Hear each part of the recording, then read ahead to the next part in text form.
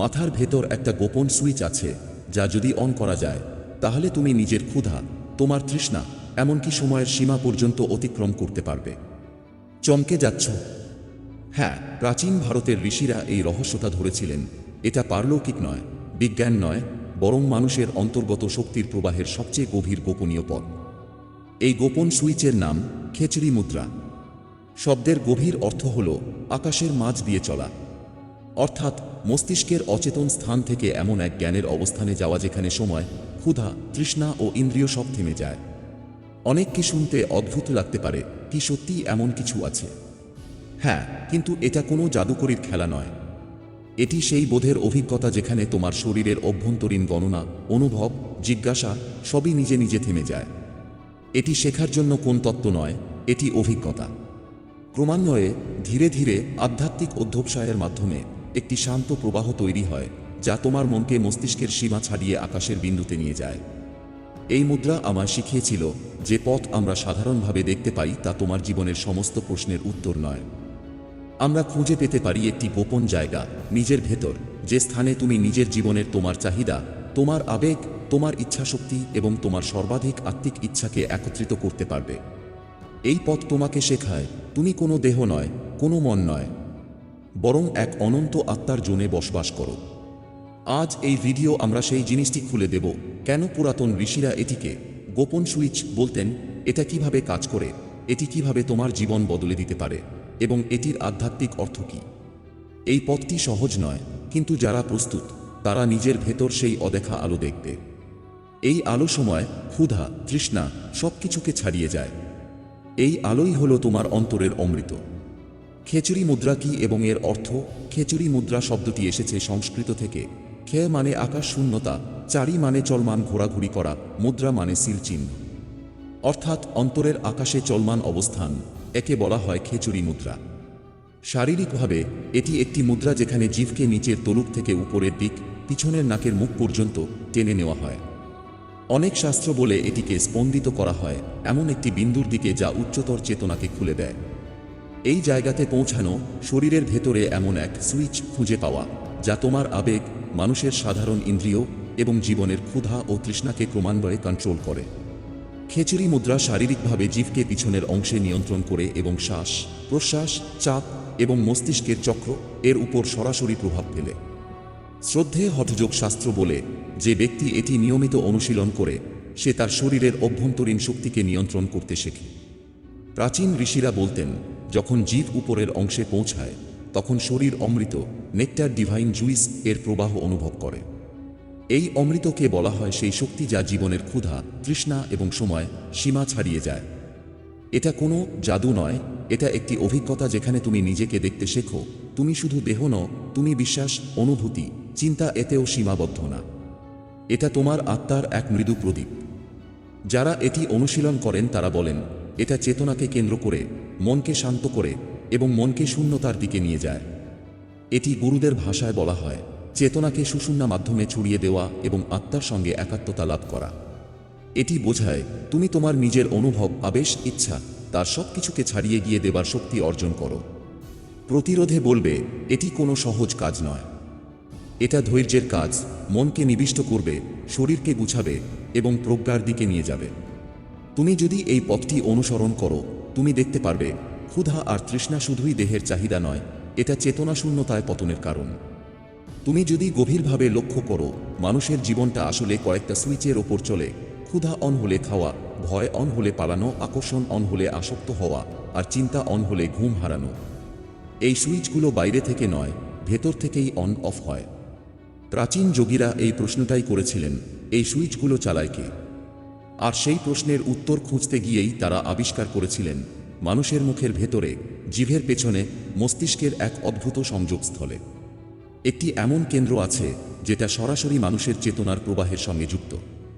এই জায়গাটা কোনো সাধারণ স্নায়ু নয়, এটা কোনো হাড় বা মাংস নয়, এটা এমন এক সন্ধিক্ষণ যেখানে দেহ আর চেতনা একে অপরকে ছুঁয়ে যায়। খেচড়ি মুদ্রা আসলে এই সুইচে হাত দেওয়া। তুমি যখন জিভকে ধীরে ধীরে উপরের দিকে নিয়ে যাও তখন তুমি শুধু একটা শারীরিক কাজ করছো না, তুমি চেতনার প্রবাহকে উল্টো দিকে ঘোরাতে শুরু করো। সাধারণ মানুষ শক্তিকে নিচের দিকে নষ্ট করে, ভোগে, কামনায়, উদ্বেগে। যোগী শক্তিকে ওপরে তোলে নীরবতায়, সচেতনতায়, আত্মবোধে। এই কারণেই একে বলা হয় the secret switch of consciousness. অমৃত আসলে কি? সত্যি কি কিছু ঝরে? অনেকেই এখানে থেমে যায়, শুনে বলে মুখের ভেতর নাকি অমৃত ঝরে। এটা কি গল্প? কিন্তু যোগশাস্ত্র কখনোই গল্প বলেনি। ওরা কথা বলেছে অভিজ্ঞতার ভাষায়। অমৃত মানে কোনো ম্যাজিক তরল নয়। অমৃত মানে একটি নিউরো কেমিক্যাল চেতনার অবস্থা, যেখানে শরীরের ক্ষয় কমে যায়, মনের অস্থিরতা থেমে যায়, আর সময়ের অনুভূতি বদলে যায়। তুমি লক্ষ্য করলে দেখবে, গভীর ধ্যানে বসলে ক্ষুধা থাকে না, তৃষ্ণা থাকে না, ঘন্টার পর ঘন্টা কেটে যায়। কেন? কারণ তখন শরীর বাইরের জ্বালানি থেকে নয়, ভেতরের শক্তি থেকে চলতে শুরু করে। যোগীরা বলতেন, যখন খেচুড়ি মুদ্রা সিদ্ধ হয় তখন শরীর অমৃত অবস্থায় প্রবেশ করে। এই অবস্থায় খাওয়া দরকার কমে, ঘুমের প্রয়োজন কমে, কিন্তু সচেতনতা বেড়ে যায়। এটা কোনো অলৌকিক শক্তি নয়, এটা মানুষের সুপ্ত ক্ষমতার জাগরণ। কেন সাধারণ মানুষ এটা করতে পারে না? এখানেই সবচেয়ে বড় সত্যটা আসে। খেচুড়ি মুদ্রা কঠিন নয়, কিন্তু মানুষ অযোগ্য। অযোগ্য মানে পাপী নয়, অযোগ্য মানে অধৈর্য। মানুষ ফল চায় তাড়াতাড়ি, শক্তি চায় বিনা প্রস্তুতিতে, রহস্য চায় দায়িত্ব ছাড়া। এই মুদ্রা চায় ধৈর্য, সংযম, ভেতরের শুদ্ধতা। কারণ যদি এই সুইচ একটা অস্থির, লোভী, অহংকারী মানুষের হাতে পড়ে, তাহলে সে নিজের মনই সামলাতে পারবে না। এই জন্যই প্রাচীন গুরুরা এটা সবার সামনে বলেনি, বইয়ে খোলাখুলি লেখেননি। তারা জানতেন, শক্তি যত গভীর, দায়িত্ব তত বড়। আধুনিক বিজ্ঞান কি বলে? আজকের নিউরোসায়েন্স ধীরে ধীরে সেই জায়গায় পৌঁছাচ্ছে এখানে যোগীরা হাজার বছর আগে পৌঁছেছিল। মুখের ভেতরের উপরের অংশ ভেগাস নার্ভ, হাইপোথ্যালামাস, পিটুইটারি গ্ল্যান্ডের সঙ্গে যুক্ত। এই অংশ সক্রিয় হলে স্ট্রেস হরমোন কমে, মস্তিষ্ক শান্ত হয়, ডিপ মেডিটেটিভ স্টেট তৈরি হয়। বিজ্ঞান একে বলে আল্টার্ড স্টেট অফ কনসিয়াসনেস। যোগীরা একে বলতো সমাধির প্রাথমিক দ্বার। নাম আলাদা, সত্য এক। এই জ্ঞান তোমার জীবনে কি বদলাতে পারে? এখন আসল প্রশ্ন, তুমি এটা জানলে কি হবে? তুমি হঠাৎ যোগী হয়ে যাবে না, তুমি আকাশে উড়বে না, কিন্তু একটা জিনিস বদলাবে, তুমি নিজের ভেতরের শব্দ শুনতে শুরু করবে। তোমার অস্থিরতা ধীরে ধীরে শান্ত হবে। তুমি বুঝবে তুমি তোমার চিন্তা নও, তুমি তোমার ভয় নও। আর সবচেয়ে বড় কথা, তুমি বুঝবে তোমার ভেতরে এমন কিছু আছে যেটা নষ্ট হয় না। এই উপলব্ধিই মুক্তির প্রথম ধাপ। খেচুড়ি মুদ্রা কোনো ট্রিক নয়, এটা কোনো শর্টকাট নয়। এটা একটা দরজা, যেটা খোলে শুধু তাদের জন্য যারা ভেতরে তাকাতে সাহস করে। যদি তুমি শুধু কৌতূহলী হও, তাহলে থেমে যাও। আর যদি তুমি সত্যি নিজেকে জানতে চাও, তাহলে এই জ্ঞানটা তোমার ভেতরে কাজ করতে দাও। কারণ গোপন সুইচ বাইরে নয়, তুমি নিজেই সেই সুইচ। খেচুড়ি মুদ্রার স্তরগুলো এক ধাপে নয়, এক জীবনের যাত্রা। প্রাচীন যোগীরা কখনো বলেননি একদিনে খেচুড়ি মুদ্রা হয়ে যাবে। তারা বলেছিলেন এটা স্তরের পথ। প্রথম স্তরে জীব শুধু উপরের দিকে ওঠে। এখানে কোনো অলৌকিক কিছু হয় না, কেবল মন শান্ত হতে শুরু করে। এটাই সংকেত তোমার শরীর প্রস্তুত হচ্ছে। দ্বিতীয় স্তরে শ্বাস ধীরে ধীরে বদলায়, ক্ষুধা একটু কমে, ঘুম গভীর হয়। এই স্তরে অনেকেই ভয় পেয়ে থেমে যায়, কারণ শরীরের পুরনো অভ্যাস ভাঙতে শুরু করে। তৃতীয় স্তরে মন আর শরীর আলাদা অনুভূত হয়। চিন্তা আসে, কিন্তু ধরে রাখতে পারে না। এখানেই মানুষ ভাবে আমি পাগল হয়ে যাচ্ছি কি না। এটাই চেতনার প্রথম স্বাধীনতা। চতুর্থ স্তরে ভিতরের নীরবতা এত গভীর হয় যে শব্দও ভারী লাগে। এই স্তর গুরুবিহীন হওয়া বিপজ্জনক, কারণ অহংকার এখানে জন্ম নেয়। পঞ্চম স্তর বইয়ে লেখা হয় না, এটা শুধু অভিজ্ঞতা। এই কারণেই প্রকৃত যোগীরা এই মুদ্রাকে সাধনা বলেছেন, এক্সারসাইজ নয়। কেন? গুরু ছাড়া এই পথে হাঁটা বিপজ্জনক। এই কথাটা আমি খুব স্পষ্ট করে বলছি। খেচুড়ি মুদ্রা ইউটিউব দেখে শেখার জিনিস নয়, কারণ এটা শুধু জিভের ব্যায়াম না। এটা স্নায়ুতন্ত্র, মন এবং অহংকার তিনটাকেই নাড়িয়ে দেয়। গুরু কেন দরকার? কারণ যখন তোমার ভেতরে অদ্ভুত অনুভূতি আসবে, ভয় আসবে, শূন্যতা আসবে, তখন তোমার মন বলবে থেমে যাও, আর অহংকার বলবে আমি পৌঁছে গেছি। দুটোই বিপজ্জনক। গুরু হলো সেই মানুষ, যিনি আগে এই আগুনে পুড়েছেন এবং জানেন কোথায় থামাতে হয়, কোথায় এগোতে হয়। গুরু না থাকলে মানুষ অর্ধেক সত্যকে পূর্ণ সত্য ভেবে বসে। এটাই আধ্যাত্মিক পতনের শুরু। কারা কখনোই খেচুরি মুদ্রা করবে না, এই কথাটা বলাটা জরুরি। যারা অতিরিক্ত কৌতূহলী, অধৈর্য, মানসিকভাবে অস্থির, ড্রাগ বা নেশায় অভ্যস্ত, অহংকারে ভরা, তাদের জন্য এই পথ নয়। কারণ খেচুরি মুদ্রা তোমার ভেতরের সবকিছু সামনে এনে ফেলে। তুমি যা লুকিয়ে রেখেছ, ভয়, রাগ, কামনা, ট্রমা, সব উঠে আসে। যে মানুষ নিজের অন্ধকার দেখার সাহস রাখে না, তার জন্য এই আলো বিষ হয়ে যায়। সবচেয়ে বড় ভুল ধারণা, আমি শক্তিশালী হয়ে যাব, এটাই সবচেয়ে বিপজ্জনক ধারণা। খেচুরি মুদ্রা তোমাকে শক্তিশালী করে না, এটা তোমাকে খালি করে। তোমার অহংকার কমে, তোমার দাবি কমে, তোমার আমি ধীরে ধীরে গলে যায়। যারা ক্ষমতা চায় তারা এই পথে বেশি দূর যায় না, কারণ এই পথের শেষে কোনো পদবি নেই, কোনো পরিচয় নেই, কোনো আমি নেই, শুধু থাকা। তাহলে এই পথের আসল লাভ কি? লাভ খুব সাধারণ কিন্তু গভীর। তুমি আর নিজের চিন্তার দাস থাকো না, ভয় তোমাকে চালায় না, ক্ষুধা, লোভ, রাগ এগুলো আসে যায়, কিন্তু তুমি ভেতরে স্থির থাকো। এই স্থিরতাই সত্যিকারের স্বাধীনতা। যোগীরা এটাকেই বলেছিলেন মুক্তি। খেচুরি মুদ্রা ও কুণ্ডলিনী, সত্যটা যেটা বলা হয় না। অনেকেই খেচুরি মুদ্রার নাম শুনলেই কুণ্ডলিনীর কথা বলে, কিন্তু সত্যিটা খুব কম মানুষ বোঝে। কুণ্ডলিনী কোনো শক্তি নয় যেটা তুমি জাগিয়ে কিছু হয়ে যাবে। কুণ্ডলিনী হলো তোমার চেতনার চাপ। যখন তোমার মন, শ্বাস আর শরীর একই দিকে প্রবাহিত হয়, তখন ভেতরের শক্তি স্বাভাবিকভাবেই উপরের দিকে ওঠে। খেচুরি মুদ্রা এই চাপকে উল্টো দিকে নষ্ট হতে দেয় না। সাধারণ মানুষ শক্তি তোলে আবার নামিয়ে ফেলে, ভোগে, চিন্তায়, ভয়ে। খেচুরি মুদ্রা শক্তিকে ধরে রাখে এবং নীরবতায় রূপান্তর করে। এই কারণেই বলা হয় খেচুরি মুদ্রা ছাড়া কুণ্ডলিনী অস্থির হয়ে যেতে পারে। আর এই অস্থিরতাই অনেক সাধককে ভেঙে দেয়। কেন অনেক সাধক মাঝপথে ভেঙে পড়ে, এই প্রশ্নটা খুব জরুরি। কারণ সমস্যাটা সাধনায় নয়, সমস্যাটা ভুল প্রত্যাশায়। মানুষ ভাবে ধ্যান করলে শান্তি আসবে, সাধনা করলে আনন্দ আসবে, মুদ্রা করলে আলো দেখা যাবে, কিন্তু যা আসে শূন্যতা, নীরবতা, অর্থহীনতা। এটাই সবচেয়ে বড় ধাক্কা। কারণ মানুষের মন শব্দে অভ্যস্ত, ব্যস্ততায় অভ্যস্ত, নিজেকে গুরুত্বপূর্ণ ভাবতে অভ্যস্ত। যখন খেচুরি মুদ্রা গভীর হয়, তখন এই সব ভেঙে যায়। আর তখন মানুষ ভাবে আমার কিছু হচ্ছে না, আমি ভুল পথে যাচ্ছি না। তখনই সবচেয়ে ঠিক পথে থাকে মানুষ। কিন্তু এই শূন্যতা সহ্য করার ক্ষমতা সবার নেই। ভুল করলে কি হয়? এই অংশটা খুব মন দিয়ে শোনো, এই পথের ভুল খুব সূক্ষ্ম। এখানে কেউ হাত কেটে ফেলে না, কিন্তু মন ভেঙে যায়। ভুলগুলো কি? 1, তাড়াহুড়ো, শরীর প্রস্তুত নয় কিন্তু জোর করা। 2, অহংকার, আমি অন্যদের থেকে আলাদা। 3, তুলনা, অন্যের অভিজ্ঞতার সঙ্গে নিজের মিল খোঁজা।